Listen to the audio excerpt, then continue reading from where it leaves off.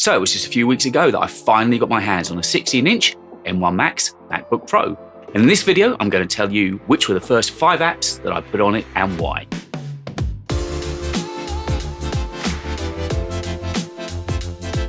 Hi there guys, I'm David, welcome back.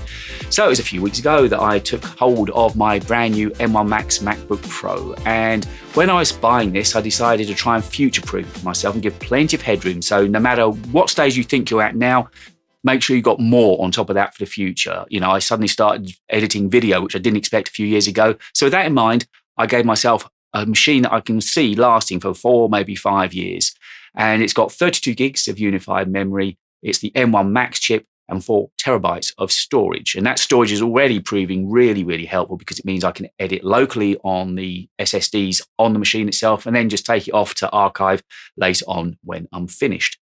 But the important thing was that this was never going to be a jack of all trades kind of laptop. It was always going to be very dedicated to running whichever business it was. It's either the business here on YouTube and the creative work I do online, or for the graphic design company I've got. So it had a very niche and particular use that it was always going to fill for me. So it wasn't just a case of putting on all the apps. I just wanted the essential apps. And when I was setting it up, the first thing I did was put on the essential apps that I knew were going to make my creative life and day-to-day life just easier and quicker and more seamless. And so that is what I'm going to run through with you in this video, the 5 apps that I consider are essential to running this and any creative channel. The first of which was Dropbox. So I've been using Dropbox since around about 2008 or 2009, and now it's center and pivotal to any work that I do. It was a designer that first told me about it, actually. He had a large file he wanted to get to me. He said, I'll put it in Dropbox and I'll send you a link. And best thing is, if you sign up, I get a bit of free storage. Remember those days? And that was my introduction to Dropbox. And since then, of course, it's grown and grown. And as I say, it's become an app that I use every single day, no matter what I'm doing. Currently, I've got a business plan with 3 terabytes of storage. And like every cloud storage system, Dropbox is evolving and growing, and they keep coming up with great ideas. And one of the best of those was the Smart Sync feature. In the past, if you wanted to see the folders that weren't locally on your machine, you had to go onto the web and view them and then download them manually from there. Whereas now you can have all of the folders visible on your machine, but they only take up kilobytes of storage, like next to nothing. It's almost a thumbnail, but it lets you access and view all of your folders that are viewed in the cloud. Just right click and then they're there locally on your machine. If you haven't tried Smart Sync with Dropbox, try it. It's a game changer and a lifesaver. But Dropbox was the very first app that I put on this brand new M1 Max MacBook Pro, and for good reason. The next app that was always going to make it onto the M1 Max MacBook Pro was the desktop app from Adobe, the Creative Cloud app. It gives you access to all of the suite of products that they make. For £50 a month, I think is an absolute no-brainer. And I'm in something from Adobe, one of their products, 7 days a week, I would say. And that could be Illustrator, InDesign, Photoshop, which is how I design the thumbnails for these videos. Talking these videos, they're edited in Premiere Pro and the audio is edited in Audition. So you see what I mean? I'm in something from Adobe all of the time. I really can't imagine a day going past without using something from the Creative Cloud app. It's about £50 a month, which I think is stunningly good value. It gives you access to everything. You'll get notifications of updates, so your apps are always bang up to date, which I love as well. And also you can get beta versions, you can get fonts, you can get into Adobe stock, everything from the desktop app. The Creative Cloud app from Adobe is a game changer for me. And boy, if you haven't tried it out, do. I think it's great, great value for money. The next app I'm going to mention isn't for everybody, but if you're serious about writing and blogging in particular, you need to check out Ulysses. I started to take my blogging seriously at the start of this year on Medium, and I now write 4 blogs a week, and I couldn't do that without the power of Ulysses behind me. I started off writing blogs in Pages, but it was just so slow and clunky. Then I found the light with Ulysses, and it really is that good. It feels like you've just found something that unlocks your hidden inner creative writing skills. The idea is that it lets you focus on writing and doesn't make any distractions for you. So rather than trying to look for places to do italics and say something in bold text, use keyboard shortcuts for everything. So it's syntax markdown kind of way of writing, and you get used to it within hours, trust me. Use asterisks, hashtags, underscores, everything to keep your hands on the keyboard and looking at what you're writing so you don't get distracted.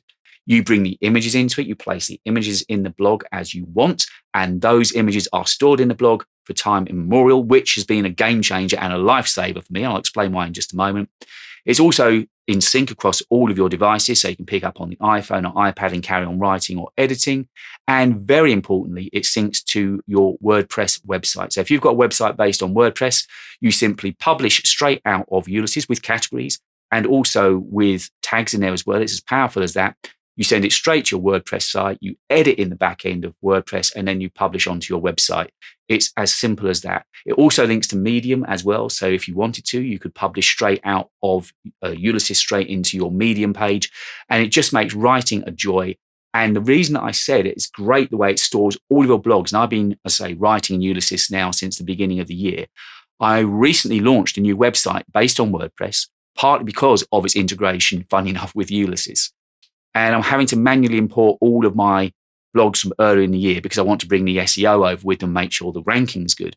I could do it quickly and just copy and paste them in or send them over from Ulysses into WordPress, but I want to do it the right way. It's just me, I know.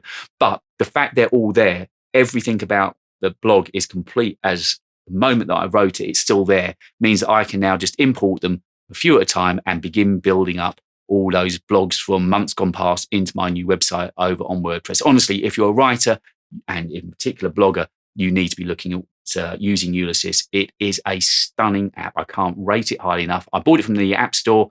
It's a yearly subscription and it has changed my way of writing. I'll never look back, that's for sure. So the next app I'm going to talk about isn't a creative app as such, but it's great peace of mind, and it's CleanMyMac. Now, there's no affiliate link here. They're not paying me to say this. I honestly went out and bought it for the first time last year. I'm sure you would have seen it on many YouTube videos. They do sponsor a lot of videos.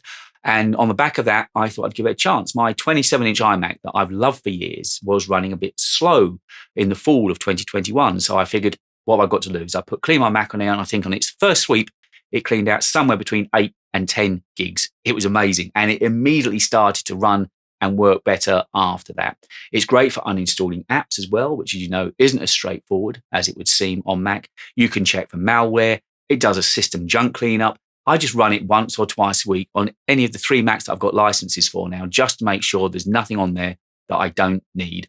On my old Intel MacBook Pro, that I've got rid of loads of apps now that I don't need on there. That can now be very much just a browsing machine. And on this new M1 Max MacBook Pro, I wanted to make sure from day one that nothing was getting on there or being left there. There was no heritage there, anything I didn't need that would in time begin to slow it down. So although it's not a creative app, it's a great peace of mind to know that you've got CleanMyMac working for you. You haven't tried it yet. Really, I can't suggest it enough. You'll get little reminders during the week. Oh, you should run it. You should check for this, check for that. It will show if your RAM's filling up. It's just such a simple app to use. There's no weird tick boxes to make. You just literally open it up, run scan. It does its job, and then you close it. It's brilliant. And the last app that made it onto the MacBook Pro on day one wasn't as such a creative app, but it was a productivity app that freed my brain up to be creative. Makes sense? It's Trello. Trello is kind of this ideas board. It's a storyboard, and it just frees my mind from clutter. Let's say while I'm shooting a video, I have an idea for the next video. Well, I can break off, go into Trello, make a note of it in my video ideas board. I know it's there then. It's one less thing to worry about. I'm not going to lose that idea. I'll start off most days with making up a simple, very simple to-do list. It syncs across all devices, so no matter where I am, if I'm on the Mac here in the studio, Mac in the office, even on a train with the phone, it's across all devices, so it's always up to date. And then Trello can be used in a more complicated fashion as well. You can use it as a production board, which is what I do. So say I've got an idea that's come from the video ideas board. That will go into shooting, to editing. I'll give it a scheduled production date, an issue date, and then I can archive it. So it goes through all those various stages. I know exactly where any given idea is in my video production schedule. The same with blogs. I think of ideas for blogs quite regularly when I'm out for a walk, actually. I'll put those on Trello. So again, I don't lose the thought that I've had something that might be a really good idea. And you know what it's like? You come back and it's like, what was that thing I was thinking about? With Trello, you don't have that risk. Now, there are other options out there, clearly. I think a lot of people use Notion. I use Trello. I've used it for years. I'm really happy with it. And if you're looking to declutter your brain and put ideas down in a really simple, free app that syncs across all devices, I cannot rate Trello enough. Try it. I promise you, you'll love it. Thank me later. So there you go, guys. That was the 5 creative or productive apps that I put onto this M1 Max MacBook Pro on day one. First up was Dropbox. It was always going to be Dropbox. It gives me access to years of archive files. It works quickly, efficiently. Don't forget to try that Smart Sync feature. It is brilliant and space-saving as well, and just makes looking at your archive so much quicker and easier. Next was the desktop app from Adobe, the Creative Cloud suite of apps. I'm in it every day. As you know, the thumbnail for this video will be made in Photoshop. the editing for this video in Premiere Pro, the audio for this video in Adobe Audition. I couldn't get by without it, so that was always going to be on there. Next up, if you're serious about writing, don't forget to check out Ulysses. I put that on there on day one. It archives all of your blogs, stores the images, creates categories, tags, and you just send it over to WordPress or to Medium. It's a must-have if you're serious about your writing. CleanMyMac, to make sure that this expensive machine was at its optimum all the time from day one. I didn't want anything languishing on there for weeks, months, years ahead of me, so I run that once or twice a week to make sure this Mac is beautifully clean. And last up was the ideas board from Trello to make sure that anything creative I can get out of my brain and into the ideas board so I don't lose track of where I want to be and just leaves me free to focus on the project in hand. So guys, I'd love to know if you've bought an M1 Max, MacBook Pro, a Mac Mini, an iMac, whatever. I'd love to know what were the first 5 apps that you put on your Mac. I'd love to know, get involved, make sure you tell me. And if you enjoyed watching this video, stick around because in just a moment, you'll be able to see a video where I tell you how I go about editing these videos using Premiere Pro and the M1 Max MacBook Pro. I'll catch you next time.